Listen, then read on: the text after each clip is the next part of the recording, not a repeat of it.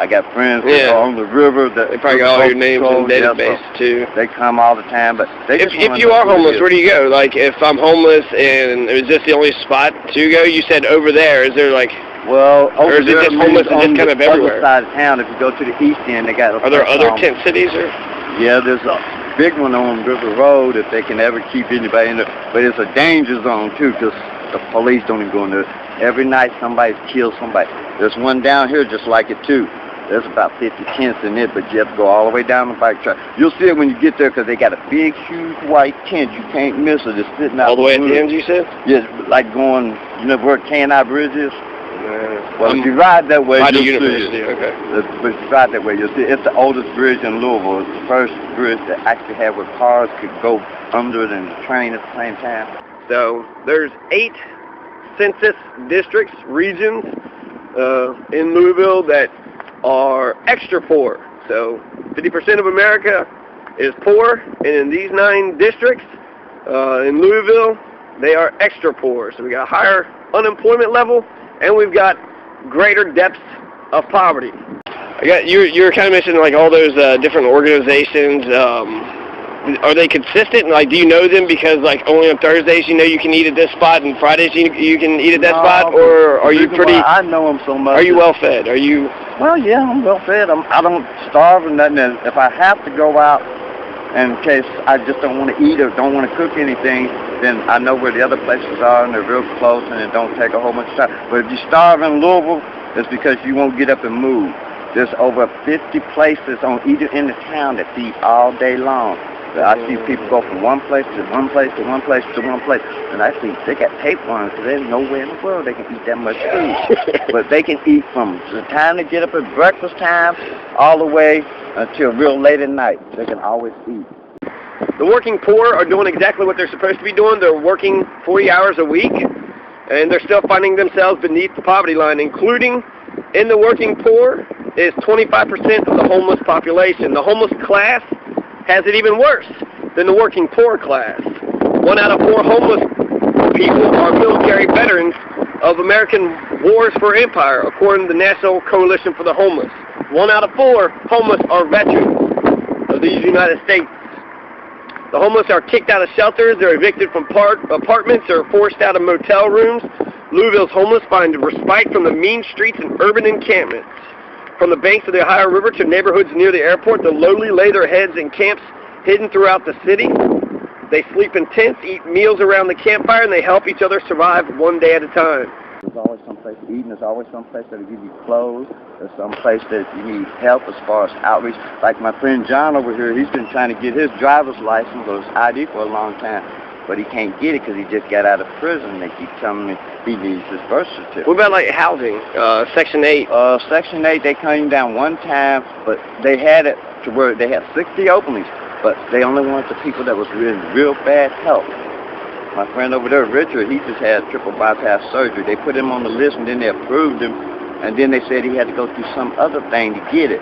So they all got their little tricks and quirks about where you can get to and where you can't. Now, if he wanted it bad enough, they can put him in the medical buildings up there. He don't want to be in the medical building for the simple reason. They don't allow you no company after 9. So if you got friends that just like to come and sit around and talk, you can't do it. Right. Healing Place has a place. You can't bring females up there after 9. They got to get out. They monitor everything you do. That's the only thing the hospital? Yeah. Well, it's not the hospital. It's Wayside. Wayside has a place on the 4th floor. The HUD. Okay. And they set up houses through Section 8. The only problem is they get to monitor everything is yours, everything, your mail. They monitor everything constantly. Damn. So you don't get no privacy? None whatsoever. They got cameras all out in the halls and everything. Perhaps in my more idealistic days when I was younger, I believed in 100% solutions. Nowadays, I look for 97 or 98% solutions. Right. I have lived in countries where every person had a constitutional right to a roof over their head. Okay, even in countries where what country is this? France. Wow. Okay. If you even in a country where you have a constitutional right to be provided for, that does not mean that there are absolutely no homeless. Right. Because there are certain individuals who choose, for whatever reason, to not partake of the resources available to them. Right. That is a simple fact that we will always have to deal with. Right. Okay. But you know, Louisville has an unusual distinction of having a tremendously large number of empty, standing, foreclosed buildings, houses, and houses that are simply not used. There are infinitely more freestanding houses that are currently, I mean, that could be made available to house people than there are homeless people in the city. Which is significant, because that's not the case in a lot of cities where you actually have an acute shortage of houses. I bought a tent that's supposed to be waterproof. They come with a little lip around it, but back in October it rained for like a week straight, and I mean it rained. The only time the police mess with us is see that little spot right down there. It runs all the way down past that wall to the river. If the water comes up and if it rains enough and they don't open the floodgates, the water will rise in there. Back in October, it rained for a week straight. We had water out here on the ground this deep out here, going down this trail, but it was this deep going down this trail. What do you do when it's cold outside and you're getting rained on? It's in the morning, 3 in the morning? Like, I'm going to the healing place. No, but I try to put your clothes in good, dry bags.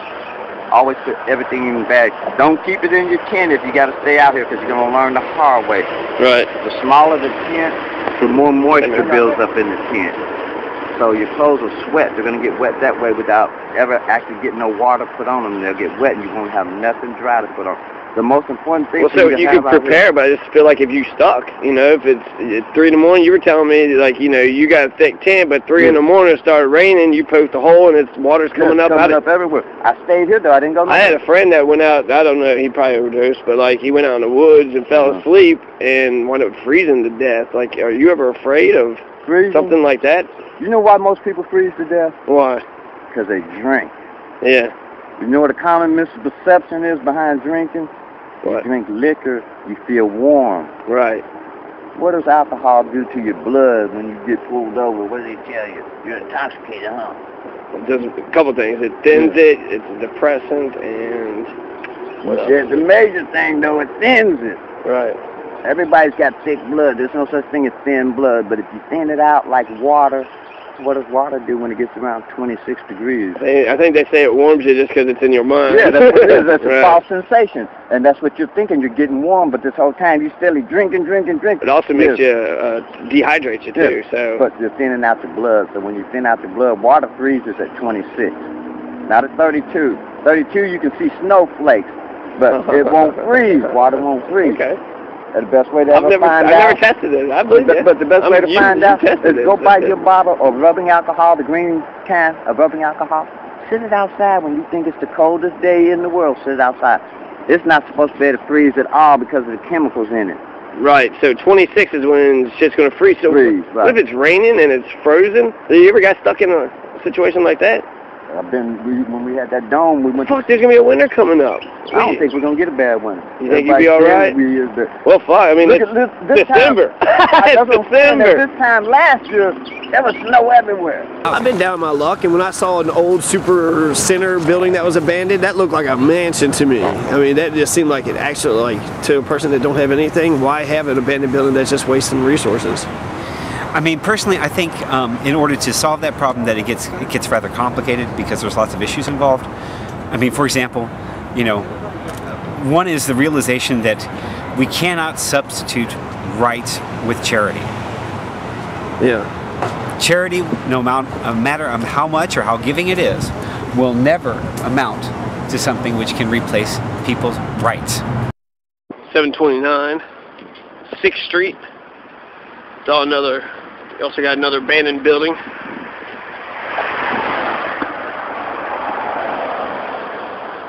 $729, 6th Street. Another abandoned building. Snowflakes, any kind of accumulation. I'm amazed. You got to get down to 26. I'm amazed by your optimism. I feel like you hold yourself up well. Like, what would be your advice, okay, to somebody that was in a similar predicament, but they just recently were homeless, to keep their mind and their spirits up and yeah, don't never let. Once you get down, it's over. See, everybody's got a bottom point. Everybody does. It's a point where you just say, fuck it, I don't want to do this. But most people that get to that point, they want to commit suicide.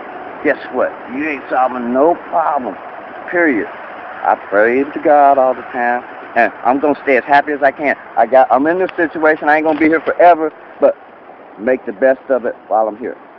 Right. And don't step on anybody. Don't walk on anybody. If they just bullies or whatever, go the other way. That's what I was always taught. Walk the other way. Right. Go the other way. Because if you fight, what do people do nowadays? When we was kids, we used to fight in that afternoon. We'd be friends, drinking soda pops and everything else. Does anybody ever try to fuck with you out here? You ever get any like kids or? But that's why we stay down here, and we got all that up there. What about internally? Or do you all mostly get along with each other? Yeah, we're gonna all have differences and different opinions. That's like putting two women in a house. Right. It don't work. But I feel like there should be like some sort of overall camaraderie because you all know you all in the same boat, you know. So everybody has their own little thing that they do, but we pass each other all the time. We talk. We get to know each other. 945 6th Street. The old Holmes Wreckers building. Holmes Wreckers, 945 6th Street. Empty building where homeless could stay and be warm, not be outside under a bridge.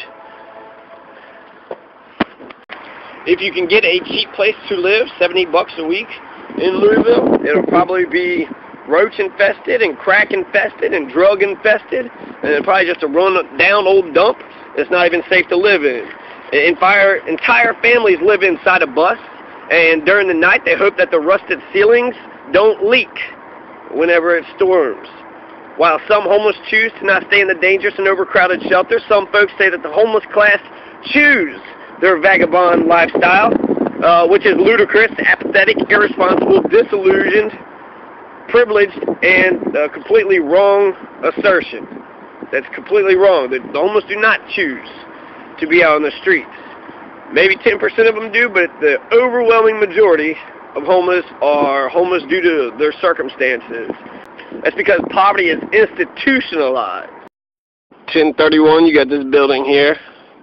It just seems like the windows are used for target practice, and that's it. It's got a bunch of vines and, you know, a bunch of bricks, pile of bricks. This would be a great spot. This would be like a mansion, actually, to a homeless person. If I was homeless, I would look at this place and figure out a way to squat. And you also got, like, several foreclosed houses over here. 1032. Then you got some for sale signs, so I don't know if they're foreclosed, but 1032. Mind if I sit down? I said, no, I don't mind. You lock yourself out. If somebody else campus, sit down, rest yourself. Well, when it got time to go, that's when we found out that he had been through everybody's stuff, because I seen my stuff was all tore. Everybody else that was down there, they was all still out eating, so they didn't know nothing about it. So I said, well, I wonder if my stuff was the only stuff he went through. But he didn't take nothing. That was the kick part. All he took was an old Boy Scout knife. That was it. And he lost it going through the woods trying to get up through there so fast. But I went back and checked everybody else's stuff, and he had been through everybody's stuff because there was stuff all over. How long have you stayed here? Right here? I don't stay out here all the time, but I've been out here this time for about 3 months. Because I find a job, and when I find a job, I go inside. I'll stay inside until something ugly happens with my job. So like I was working overseas, I cook for a living, but I got a bachelor's degree in commercial arts, so I can do just about anything as far as good, but I like to cook. I was a head chef. It took me 8 years to get over there to be a head chef. Horseshoe bought them out.